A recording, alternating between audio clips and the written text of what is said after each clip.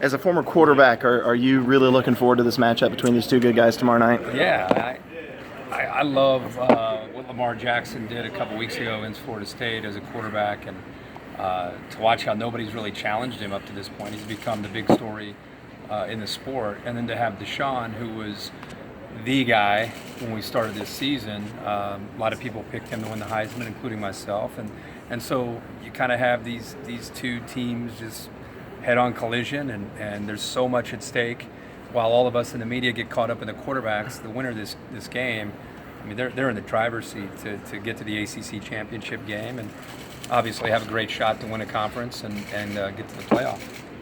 But will defenses tell the tale tomorrow night? Will that be so. Yeah. Yeah, I mean, it's the first time I've ever come to a Clemson Thursday practice and immediately gone to the defensive side of the field to watch Brent and the defense to see their plan, because I'm anxious to see if there's a defense schematically that's designed to stop Lamar Jackson, or if there's a coordinator you would give credence to, it would be Brent based on his success. And I can't wait to see the plan that he comes up with and how he takes away Lamar Jackson, or if he's able to, because Lamar Jackson is I mean, it's like watching a video game right now. I mean, he's doing things that everybody's saying Michael Vick, but I remember there was a guy named Michael Bishop that played at Kansas State that he reminds me of.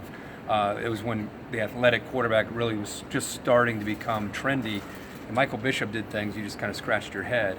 And that's what this guy's doing. So, yeah, I'm fired up to watch both defenses, but especially Clemson's.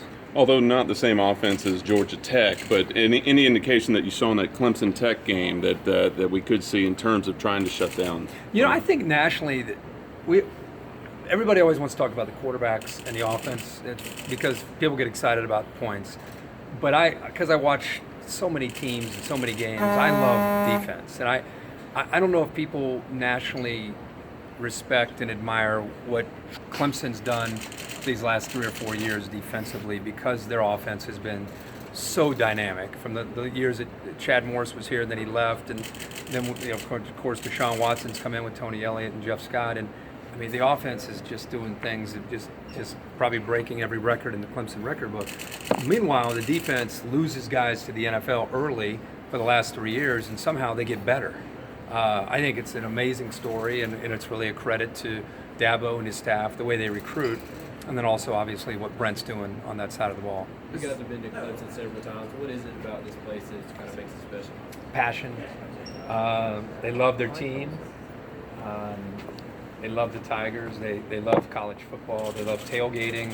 They love the celebration of the fall. You know, and I think it's very obvious whether we're here or not. You guys are here for 6 or 7 Saturdays every year, and you know that you can make a really strong argument. This is one of the best settings for a Saturday in the fall. We're just happy to be here whenever we get a chance to come and be a small part of it. We never take that for granted, and every time we set up and the fans show up to show their support for their team, we feed off of their energy, and we just love coming here every time we get a chance. What's one of your favorite memories from your visits to Clemson, be it the moshing in the mud pit last year, or anything from the game day? I think just the energy. Really, the thing that stands out to me is there's some weeks you go, you're working on live TV, and you guys all get that.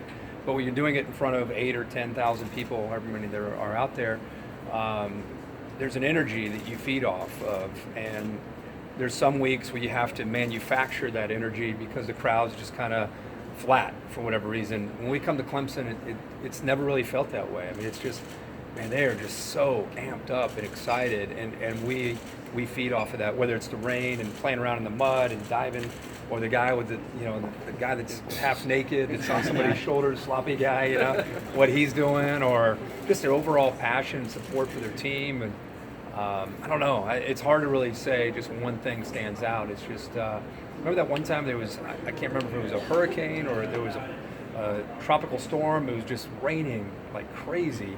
And I'm thinking, well, they're all going to leave. And they didn't go away. They had fun in it. So, these people, like I said, they celebrate college football and they love their team. And we just happen to be here on a given Saturday. The sloppy guy, how aware are you of that kind of stuff going on behind you guys? Not very aware very often, but when it's something like that, you know, from my perspective, or the way we set up at this particular location, as I'm turning, which I'm always being on the far left, when I'm turning always to look at Reese or Desmond or Lee, in my peripheral vision, I can see the big TV screen that we have for the crowd. So as I'm talking, I can kind of see what's on the monitor at home. So I remember the first time we were here, and I saw him playing in the mud, and I saw him acting all crazy, you know, and I remember just yelling out something. I think I yelled "sloppy body" or whatever, because I can see it so easy. So, but that's more often than not, I cannot see it, the big screen, the way I can here. So it makes it easy to react to things at this setting. Yeah, talking about the defense again. Clemson's middle, their defensive front, how strong they are. How big is that going to be for them to get a push up the middle? That's a great point. I think that could be one of the determining factors in the game if Clemson plays well, because if you watch the Florida State game, they were really neutralized up front, and then it gave Lamar Jackson a chance to get running downhill. If you give him a chance to get downhill and build up his speed, I don't want to say it's impossible to stop him, but it makes it very, very challenging. If you can collapse the pocket, if you can get to him before he gets through that initial surge and gets to the linebackers, you got a real chance. And Dexter Lawrence, Christian Wilkins, I mean, these guys are as good as there are in the country, and they've got to win up front. If they don't win up front, it's going to make it really hard to stop them. So that's a big key, right? Jackson has at times just gone on his own and freelanced and made big plays, but how much does he benefit from Bobby Petrino just as a play caller? It's huge. I think that's why Michael Vick tweeted out what he tweeted out, is saying that Lamar Jackson is 5 times the player that I was at Virginia Tech. I think when I heard that, I thought it's a combination of how athletic and explosive Lamar Jackson is, but it's combined with Bobby Petrino. Bobby Petrino he's a mastermind of how to attack defenses. You have to get ready for how sophisticated he can be in passing the ball, but then you also have to worry about, oh my gosh, zone read, quarterback run. I mean, most teams that run that kind of offense, they don't quite have the passing game to complement it, and Louisville does, and that's really what makes it so challenging to stop them. Kirk, this is a matchup between the preseason Heisman favorite and the current Heisman favorite. Are there any matchups that you can recall in recent memory between two Heisman front runners, or especially the quarterback position? I know Sam Bradford and Colt McCoy went at it a couple times, but anything come to mind there? You know, I guess, the Colt McCoy matchup, because there was a lot of preseason build-up to that game. And I think that was a game that Sam ended up getting hurt his shoulder. So it took it a little bit away from it. But I think Heisman talk in September is really insignificant. It's fun for us to get excited about, but just look at the Heisman in the last 10 years. It's really the guy on the team that's winning and gets hot in the last 4 weeks of the season wins the trophy. So no matter what happens in this game, whoever loses, as long as they compete, they're not out of the race. Just like whoever loses this game, to me, they're not out of the playoff race. Let's just take, for argument's sake, that the quarterback, whoever loses this game, competes, and then they win out, and he plays really well. He's going to still be right in the discussion.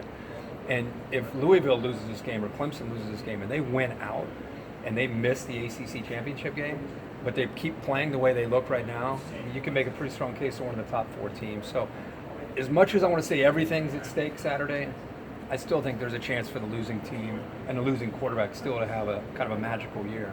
Clemson's been pretty ineffective running the ball. What have you seen out of their offensive line with the inability to run the ball? What do you think has to change there schematically? I think they have, they have basically 2 new starters, and if you look at what they had last year to what they have this year, it's not as if they lost a couple guys and it's like, oh my gosh, what are they going to do now? They lost 2 first-rounders. I think they have equal, if not better, talent. I think it's just a matter of building the continuity. I think it's a great reminder. Well, again, we get caught up in watching the ball. What you do up front dictates if you're going to have success. And if one guy doesn't make the right call and it affects the communication, somebody's going to shoot a gap and the play's blown up.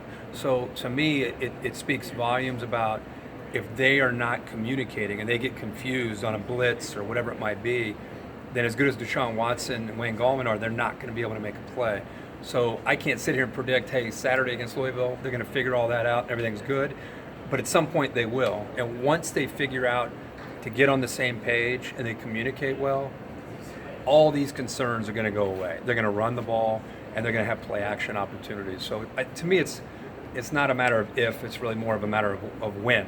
And maybe that'll be on Saturday night. We'll see. As a former quarterback, you keep hearing about the noise here in Death Valley. How much does noise actually come into play in a game like this? I don't know if it affects communication necessarily, because these teams that run tempo are so trained now with hand signals and one-word calls, and a lot of times looking over and getting a card, and so everybody knows the play. So I don't think it's that, but it is momentum. It is the flow of the game. And this Louisville team's never faced adversity yet. And so that's the thing I'm most anxious to see is how they respond to Death Valley at night.